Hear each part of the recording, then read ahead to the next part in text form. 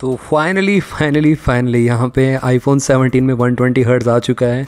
काफ़ी स्मूथ रहने वाला है और आईफोन्स में भी एंड्रॉयड की तरह काफ़ी स्मूथ आपको एक्सपीरियंस मिलेगा इस बार, क्योंकि बेस वेरिएंट से ही मतलब आईफोन 17 से ही आपको यहाँ पे 120 हर्ट्ज़ का रिफ्रेश रेट देखने को मिलता है। ऑल्दो ये सिमिलर सा ही है आईफोन 16 की तरह, कुछ मेजर लुक्स में चेंजेस नहीं है, बट ये है कि आपको डिस्प्ले क्वालिटी, डिस्प्ले की क्लैरिटी और साथ ही में डिस्प्ले साइज़ हल्का सा यहाँ पे 6.3 इंचज़ का हो चुका है।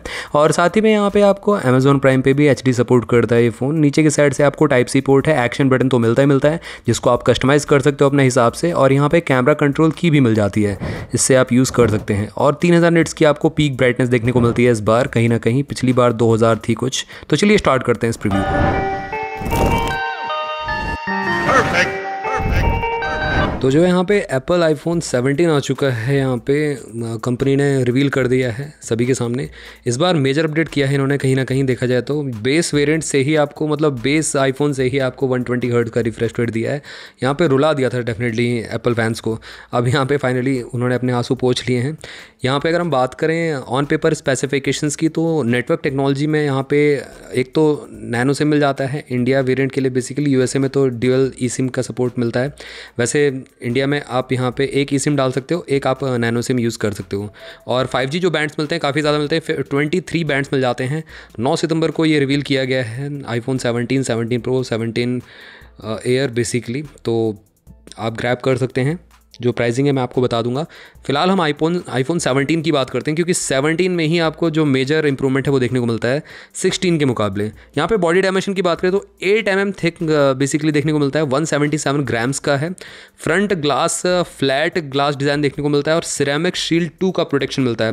बैक पे भी आपको सिरेमिक शील्ड 2 का प्रोटेक्शन मिलता है, जो कि काफ़ी अच्छा है। मैट फिनिशिंग के साथ बेसिकली मिलता है बैक ग्लास जो है इसका, और फ्रेम एल्यूमिनियम का देखने को मिलता है। तो ओवरऑल गाइस बिल्ड क्वालिटी काफ़ी अच्छी रहने वाली है। बिल्ड क्वालिटी में कोई भी कॉम्प्रोमाइज़ नहीं देता है एप्पल शुरू से ही। IP68 की रेटिंग मिलती है। डस्ट एंड वाटर रेजिस्टेंस की रेटिंग वो भी एंड्रॉइड से स्लाइटली बेटर होती है, क्योंकि एंड्रॉइड 2 मीटर डेप्थ तक पानी में 30 मिनट तक आप समर्ज कर सकते हो, बट ये 6 मीटर डेप्थ तक 30 मिनट तक समर्ज कर सकते हो, जो कि काफ़ी अच्छा है। यहाँ पे Apple ingress protection definitely better ही देता है अदर फोन्स के मुकाबले। अब थोड़ा सा आगे बात करें, ऑब्वियसली बात है प्रीमियम चार्ज तो करते हैं। यहाँ पे जो बहुत ही ड्रास्टिक चेंज है वो है डिस्प्ले में। जहाँ पे आपको ओलेड पैनल मिलता था पिछली बार आईफोन 16, 15, 14, 13 जितनी भी सीरीज़ आ रही थी, यहाँ पे आईफोन 17 में आपको LTPO पैनल मिलता है। LTP जिसको ना पता हो मैं आपको बताता हूँ, यहाँ पे 1 हर्ट्ज से लेके 120 हर्ट्ज तक स्विच कर सकता है। LTPO पैनल जो है, LTPO OLED डिस्प्ले मिलती है देखने के लिए। तो गैस जिसकी वजह से बैटरी भी सेव होती है, बैटरी बैकअप भी काफ़ी अच्छा मिलता है आपको। और जो एंड्रॉयड बहुत सालों से देता आ रहा है बेसिकली, एंड्रॉयड अंडर 30K भी आपको देखने को मिल जाते हैं फ़ोन्स, बट यहाँ पे एप्पल आपको 83,000 रुपीज़ के प्राइस ब्रैकेट में प्रोवाइड कर रहा है LTPO OLED पैनल। उसी के साथ साथ यहाँ पे HDR 10+ भी सपोर्ट करती है डिस्प्ले।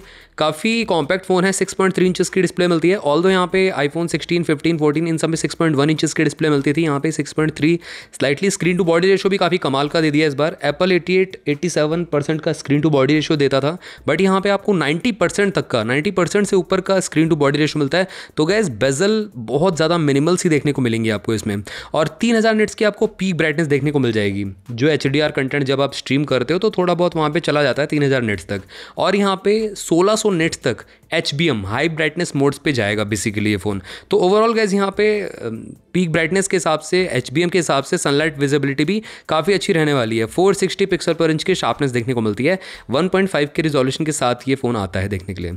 अब गाइज थोड़ा सा और आगे बात करें तो प्लेटफॉर्म की, iOS 26 के साथ आउट ऑफ द बॉक्स देखने को मिलेगा आपको, जो कि काफ़ी अच्छा है। iOS 26 बीटा प्रोग्राम बहुत सारे लोगों ने चेक भी किया, क्रिस्टल ग्लास डिस्प्ले वाला टाइप का, मतलब बेसिकली UI देखने को मिलता था। तो उस तरीके से यहाँ पे आपको iOS 26 out of the box मिलेगा। उसी के साथ साथ 7 साल के एप्पल अपडेट्स प्रोवाइड करता है, तो यहाँ पे नो डाउट ये काफ़ी ज़्यादा सपोर्ट देता है।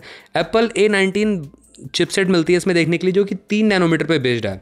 अब स्नैपड्रैगन 8 Elite जो है बेसिकली वो भी 3 नैनोमीटर पे बेस्ड है।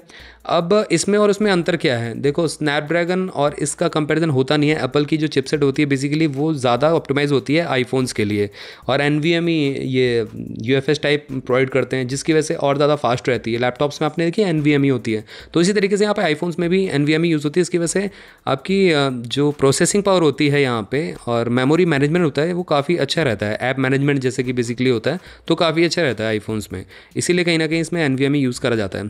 साथ ही में यहाँ पे जो AnTuTu बेंचमार्क लगभग देखने को मिलता है, अभी तक तो ऑफिशियल नहीं आया, बट मैं यहाँ पे लगभग लेके चल रहा हूँ 2.5 मिलियन के आसपास आपको AnTuTu बेंचमार्क स्कोर देखने को मिल जाएगा।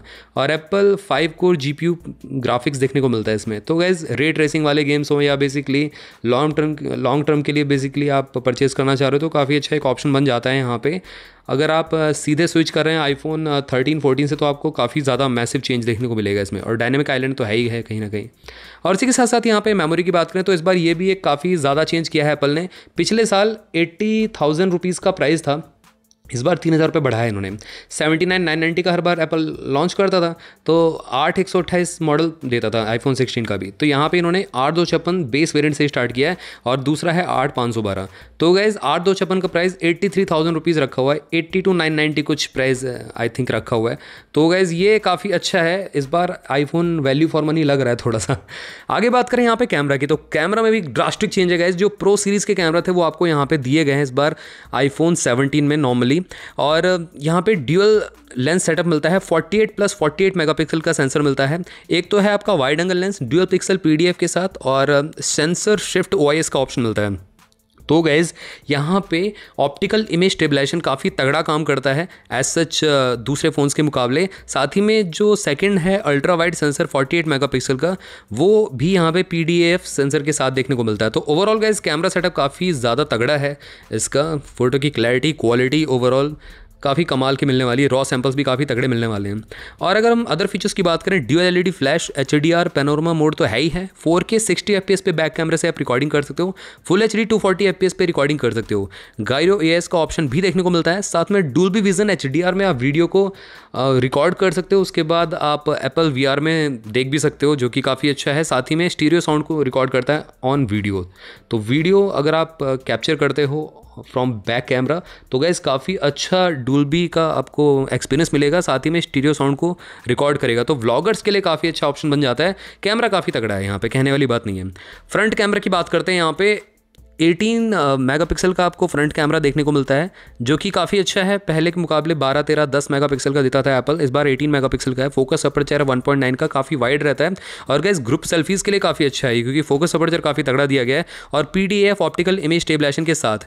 तो गाइस यहाँ पे आपको फ्रंट कैमरे भी OIS का ऑप्शन देखने को मिल रहा है, और साथ ही में 4K आप यहाँ पे 60 FPS के फ्रंट कैमरे पे भी रिकॉर्ड कर सकते हो। तो बैक कैमरे से भी 60 FPS मिलता है, फ्रंट कैमरे से भी। तो व्लॉगर्स के लिए बेसिकली जो सेल्फीज़ लेते हैं या फ्रंट कैमरा से वीडियो रिकॉर्डिंग करते हैं तो सुपर्ब यहाँ पे बेटर आपको कैमरा मिल रहा है। और साथ ही में HDR, dual vision HDR, 3D special audio, stereo sound effect, तो ये सब कुछ ही भर डाला इन्होंने एप्पल ने, वो भी यहाँ पे नॉर्मल आईफोन 17 में, जो कि काफ़ी कमाल है। और थोड़ा सा आगे बात करें साउंड की, तो गाइस ड्यूअल स्पीकर्स मिल जाते हैं, एक ईयरपीस और एक बॉटम फायरिंग स्पीकर। अब यहाँ पे काफ़ी ज़्यादा तगड़ा होता है स्पीकर, आपको पता ही है एप्पल का, यहाँ पे लाउडनेस काफ़ी तगड़ी रहती है। कम्युनिकेशन की बात करें तो वाईफाई 7 ट्राई बैंड देखने को मिल जाता है, और ब्लूटूथ 6.0 फाइनली यहाँ पे दिया है एप्पल ने, और A2DP लाइट प्रोफाइल के साथ GPS, NFC, NAVIC सपोर्ट भी देखने को मिलता है। और USB Type-C ये थोड़ा सा कहीं ना कहीं कॉम्प्रोमाइज़ है, USB Type-C 2.0 का ही सपोर्ट मिलता है, वो भी डिस्प्ले पोर्ट दे दिया, ये अच्छा है इस बार। बट ये कि USB Type-C 3.0 का सपोर्ट तो देना चाहिए था, वो एप्पल ने बचा ही रखा था आईफोन 17 Pro 17 Air के लिए, उसमें दिया हुआ है 3.1 पोर्ट, जो कि फास्ट डाटा ट्रांसफर के लिए यूज़ होता है। सेंसर की बात करें, फेस ID आपको 3D रिकॉग्निशन मिलता है, फ्रंट कैमरे में बेसिकली एम्बेडेड है, और accelerometer, gyroscope, proximity, compass, barometer, ये सारे के सारे सेंसर एप्लीकेबल मिल जाते हैं फ़ोन में। और थोड़ा सा आगे बात करें बैटरी की, तो गाइस यहाँ पे बैटरी कुछ ज़्यादा चेंज नहीं की गई है, बट ये LTPO पैनल है, तो डेफिनेटली आपको बैटरी लाइफ 3 से 4 घंटे एक्स्ट्रा मिलने वाला है पुराने वाले आईफोन से, आईफोन 16, 15 से। तो डेफिनेटली यहाँ पे बैटरी में काफ़ी ज़्यादा इंप्रूवमेंट मिलेगा आपको।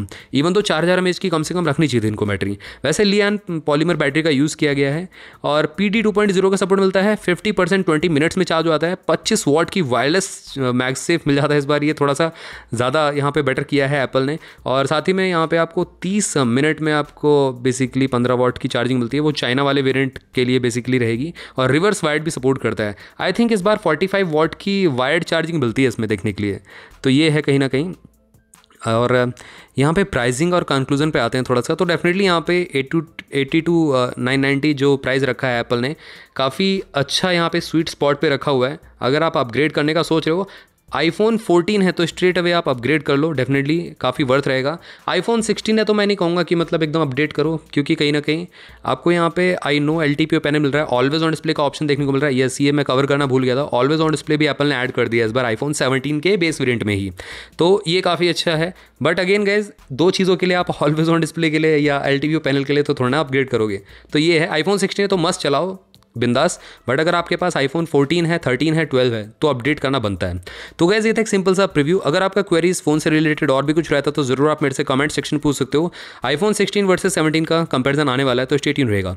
मिलते हैं आपसे भी अगली वीडियो में, टिल देन बाय बाय।